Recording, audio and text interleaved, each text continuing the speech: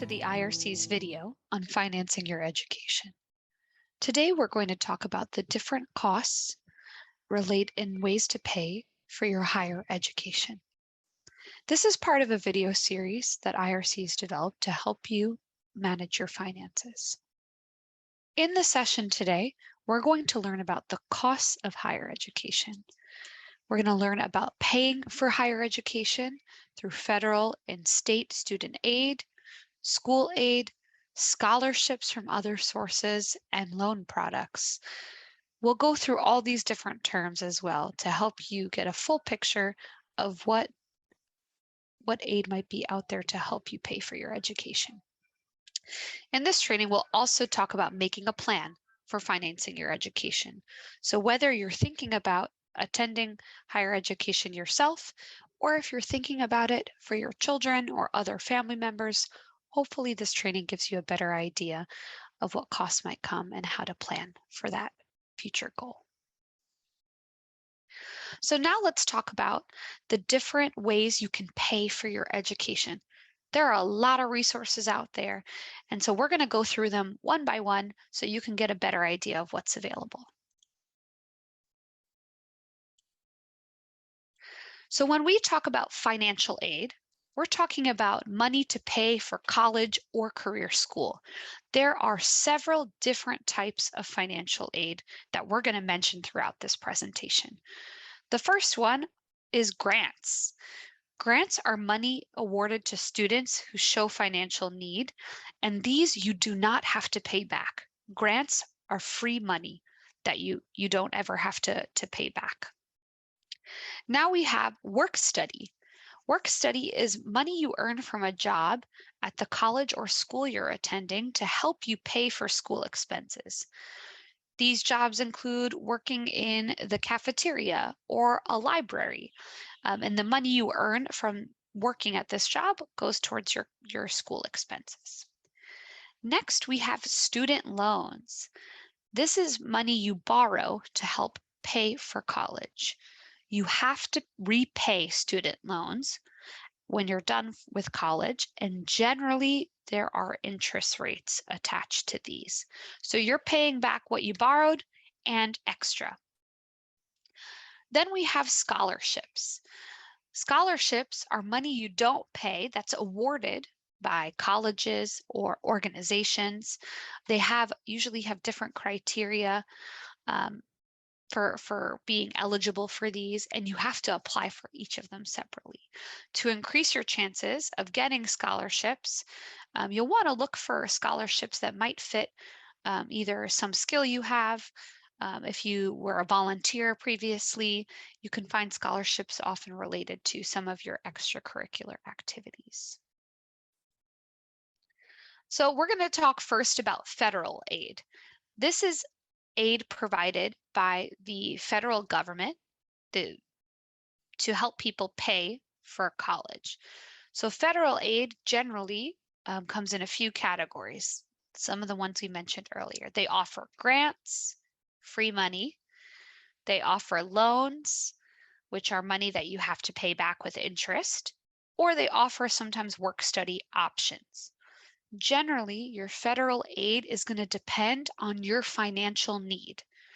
So you'll have to show what your family composition looks like, what your family size is, your income, and they'll look at that compared to your cost of attending school. When you provide all that information, then they will tell you how much federal aid you're eligible for in each of these areas. You are eligible for a maximum of 6 years of assistance. So if you go to school for 7 years, you might not be able to get that federal aid that last year. In order to determine your eligibility for this, you have to complete the Fafsa, or the free application for federal student aid. In this, you'll enter all of your family and income information, and they will give you an estimate at how much aid you're eligible for. The important thing to remember is you want to apply early. You want to apply at least early spring before you're going to attend school. So if you're going to start school in September, You'll want to apply in January, February, so that you have a better idea of what the cost of attending school is going to be for you. If your child is applying for school, you will apply for FAFSA with your child. They'll have to include their parents' information, and their parents' information is going to determine the amount of aid that your child will receive. So when you complete your FAFSA, you're going to get an estimate of the different type of financial aid you're eligible for. So grants, like we said, are free money. It's great if you get grants. Awesome. You don't have to pay those back. If you get some work study, that's a great option as well. And then you also might receive, they might also pose student loans, which are, like we mentioned, money you pay back with interest. Often they have two types, subsidized versus unsubsidized. So subsidized loans do not accrue interest while you're at school, at least half time or during a deferment period. So while you're in school, these loans aren't gaining interest. You'll start paying after you complete school, 6 months after you complete school. Unsubsidized loans start accruing interest the minute you're awarded them or you accept them. So generally, unsubsidized loans, you end up paying a little bit more because there's more time where you're allowing the interest to accrue. So some things to remember about student loans is you can't borrow more money than your financial need. So if you have other costs like housing costs and transportation, you might not be able to always cover this with these student loans. You do start having to pay these back after your graduation, or if you become part-time, or even if you just leave school. So even if you don't graduate, if you attended for a year, you still are responsible for paying those loans back. And most of these loans start after 6 months. You have 6 months before you have to start paying them back. So just to note, will financial aid cover all of my expenses? Generally, federal student aid can only be used for your education and living expenses, so anything extra that you might need, they're not going to cover. So it'll cover your tuition, your fees, books and supplies, but it's not going to always be able to use for other things, like we mentioned, like childcare. If you're going to need childcare so you can attend school, federal aid doesn't always cover this. And so you can't apply for more aid than you actually need.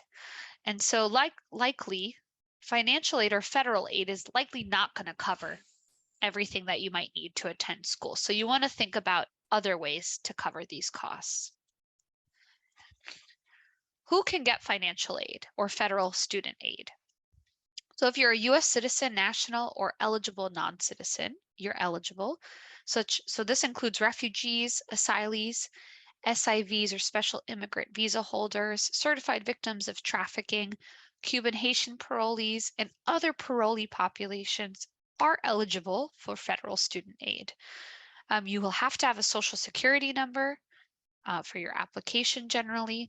You have to have a high school diploma or equivalent, and you have to be going to a college or career school. So you have to show that you're actually going to school to be able to receive money for school. So if you want more info about aid eligibility, there's this great website here, and it'll show you the different requirements. Now let's talk about state aid. So we talked about the federal government, which is the national government, the financial assistance they can provide. Now, if you look at your state, they also have some programs to help you pay for your education. These often look like grants and scholarships. So grants, again, is that free money that you don't pay back. Scholarships is that money that you might have to apply for and do a separate application for and meet the specific criteria. So each state has its own eligibility for its funding. So you'll want to look at what state you're in and learn more about the programs. Often there is a state organization or commission that you can find more information about. And that link at the bottom of the page, that'll show you the different commissions in each state that can give you more information of your state financial aid. You'll have to complete a FAFSA, and it's likely you'll have to complete an additional form to apply for state aid. It's not true for every state, but many require additional applications. So for example, these are two states that have state financial aid. So in California, they have Cal Grant, and in New York, they have TAP, or the Tuition Assistance Program. For TAP, you have to apply. You have a separate application that you find on the New York State website, and it'll ask you a few questions. And generally, it's providing assistance based on your financial need, like we mentioned earlier, your family size, your income, and the cost of attendance for school. So maybe you applied for some federal aid, you applied for some state aid, and it's not covering everything. Something else you can look at is school financial aid. Many schools offer scholarships, grants, or work study options for their students. These all have requirements. So they might offer you these based on financial need. They might offer it based on a specific major. So maybe they have a scholarship for engineers, or a scholarship for people studying to go for nursing. It depends on the school. You might be asked to join a special program or course. For example, they might require that you attend special tutor hours or spend a certain amount of time in the library studying to keep your scholarship. Then they also might ask you to have a certain grade. You might have to keep good grades to keep your scholarship. And then lastly, there's scholarships for people that play sports at some schools or have a special artistic talent. So what you can do is you can always ask the school about what scholarship options they have and see if you fit any of the criteria. Oftentimes, when you apply to school, they will offer you the scholarships that they think you might be eligible for, but it doesn't hurt to double check and make sure. Another source of money for college, university, and other training and higher education programs are private grants and scholarships. These you have to apply for individually, and so these can be very time intensive. So again, they'll have different eligibility requirements. So maybe it's financial need, maybe it's grades, maybe it's for a specific population. So, you might see a grant that is specifically for women or people from Central America, or people that play a certain instrument or sport. So these can be very specific, and you'll want to, search and see if there are any criteria that you meet to get this free money. So usually when you search, you can search online for these scholarships. One resource is this website, immigrantsrising.org. They have a list of different scholarships and fellowships that you can apply for.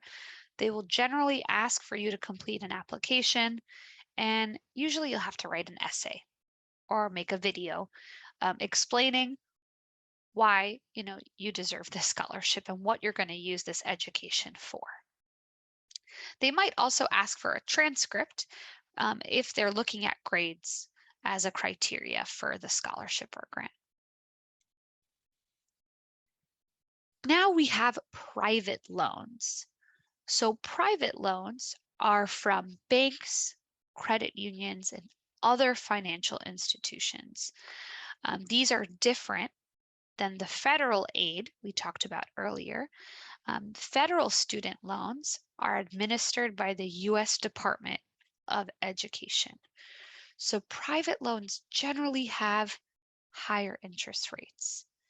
They have higher borrowing limits, though. So you can technically get a little bit more than you might get from federal loans. It's not based on your financial need, but like any other loan, they are going to look at your credit. And so if you have no credit in the US, or if you're, new, you just got out of high school, you probably also don't have credit, you're going to have to look for a cosigner and have somebody help you that's saying that if you can't make your payments, they're going to jump in to help support you. And then usually they're less flexible with repayment because they're banks and financial institutions and they want to get their money back. And so once you sign that, they're going to want their money back in the time that they ask for it. Well, these federal loans, like we mentioned, they have lower interest rates generally, lower borrowing limits. They're based on financial need. You have to submit the FAFSA, so they don't really look at credit as a main criteria. And then they have more flexibility. There are ways to defer payments. If you have, a good reason for why you can't pay, there are ways to negotiate a little bit more on your repayment plan. Then thinking through all of these different aid options, something else to consider is starting to save money as soon as possible, right? So you can open a savings account. We have a workshop as well, a video on savings. So if you want more information on different savings options, you can check that one out. One example is the 529 college savings accounts. These are used only for education costs. You can open one for yourself or for your children, and you can start saving up money towards that education. There's also some programs that offer individual development accounts. These are match savings, and you can use this money towards either education, buying a car, buying a home, or starting a business. Each of these have different requirements. There is a limit as to how much they'll match you, but generally you'll have to take some financial classes, and you can only use the money to pay for those education costs that you said you would when you signed up for the program. So generally, most of the financial aid we mentioned earlier um, is usually applied towards college and university programs. When we're thinking of short-term certifications and trainings, you can use federal aid, but generally you're only going to be able to access loans for courses that are more than 15 weeks. If it doesn't meet that criteria, you'll have to find other ways to pay. Generally, state programs, depending on your state, many of them don't cover these short-term certifications and trainings, at least not through TAP, like FAFSA, their general tuition assistance programs. States do have individual training grants, though, and these are grants for certifications in specific fields. For example, in some states, they're paying specifically for people that want to get their IT certifications or that are going for medical assistant careers. To access these grants, you have to apply at a Career One Stop or American Job Center. And there are generally long waiting lists for these because, again, it's free money and everybody would love some free money for a certification. So you might have to wait a bit of time before you're approved. Another thing to think about is school aid. You can ask the school itself, whether it's a community college or another program, see if they have any additional assistance that you might qualify for. You never know. They might have a new program that they didn't know that you would be eligible for. So you can always ask. And then you can look at saving up money, getting some private scholarships, and looking at those loan products. For example, another loan product is the Center for Economic Opportunity. They offer an education and training loan geared towards these short-term certifications and trainings, and it's meant to pay for tuition. and other related training expenses. It's not meant to pay for living expenses. So again, you'll have to think about how you'll support yourself for that.